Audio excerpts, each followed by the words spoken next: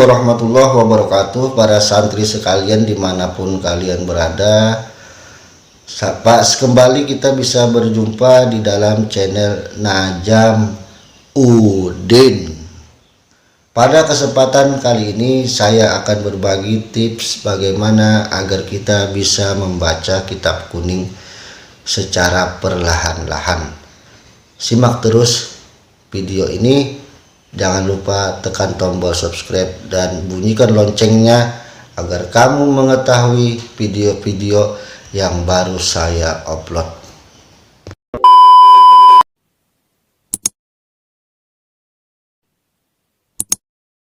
Para santri rahimakumullah dimanapun kalian berada, tentu sudah barang tentu bagi para santri baik putra maupun putri, baik yang baru ataupun yang sudah lama nyantri, pasti ingin bagaimana agar dia bisa membaca kitab kuning. Ujul ada bahir lagi.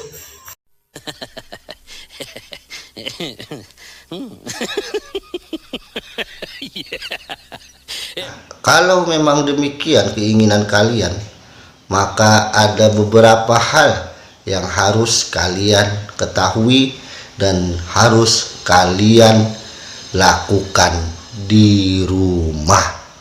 Bahir lagi. Nice.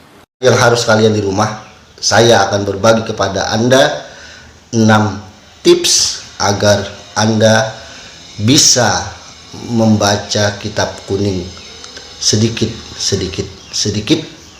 dan nanti akan menjadi lebih banyak lagi. Pertama yang harus Anda lakukan adalah Anda harus menghilangkan rasa malas di hatimu. Pertama, hilangkan rasa malas.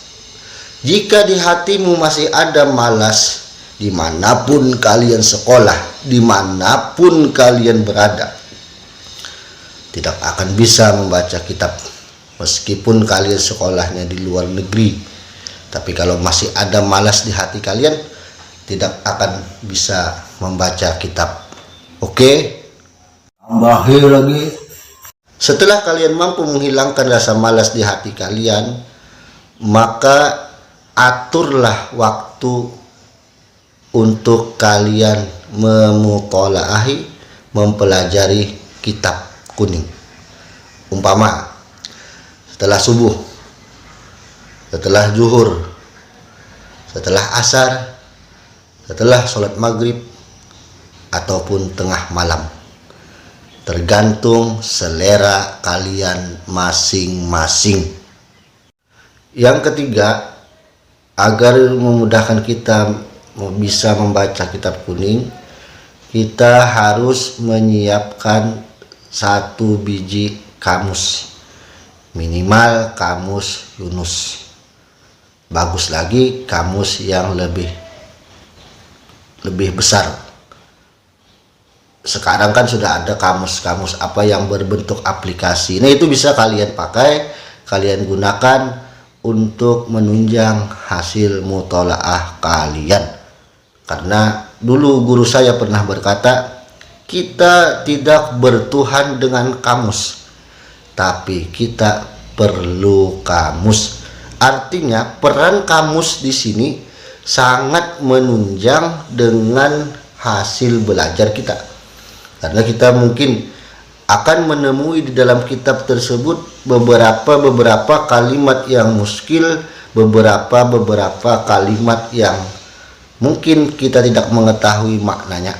Nah, bisa kita gunakan kamus untuk mendapatkan makna dari kalimat tersebut.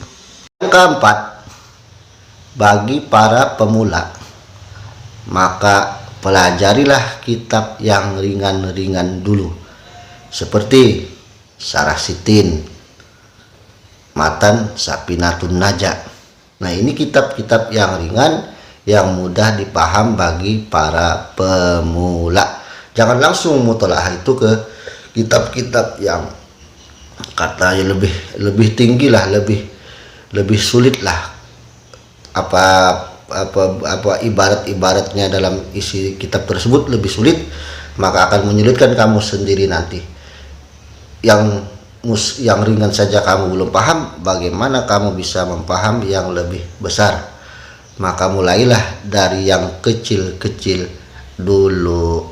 Kelima, ketika kamu menemukan kalimat-kalimat yang sulit kamu paham, maka bertanyalah kepada teman-temanmu yang kamu anggap bisa, atau kamu bisa tanyakan kepada ustadz-ustadzahmu. Adalah berdoa. Sering-seringlah berdoa, meminta kepada Tuhan, kepada Allah Azza wa Jalla, agar dimudahkan dalam menuntut ilmu. Nah, inilah 6 tips yang bisa saya berikan. Insya Allah apabila kamu lakukan ke-6 tips ini, kamu akan dimudahkan. Setidaknya kamu akan merasa lebih nyaman ketika berhadapan dengan kitab kuning. Tidak sedikit santri-santri itu apabila berhadapan atau disuruh membaca kitab kuning, keringatnya sudah begitu besar. Wah, seperti biji-biji jagung. Nah, kalau kamu melakukan 6 tips tadi, pertama kamu harus hilangkan rasa malas di hatimu. Kedua, kamu siapkan atur waktu untuk memutolaah kitab di rumah. Yang ketiga, kamu pelajari ilmu nahwu, shorof, dan lain-lainnya. Yang keempat, kamu siapkan kamus di sampingmu. Yang kelima, bertanya kepada orang yang kamu anggap lebih tahu. Dan yang keenam, berdoa. Insya Allah apabila 6 tips ini kamu lakukan, hasilnya akan lebih baik dari sebelumnya. Sekian tips yang bisa saya sampaikan. Semoga tips ini memberi manfaat pada kalian semua. Mohon maaf apabila ada kata-kata yang kurang berkenan. Minal aidin wal faidin, mohon maaf lahir dan batin. Wassalamualaikum warahmatullahi wabarakatuh.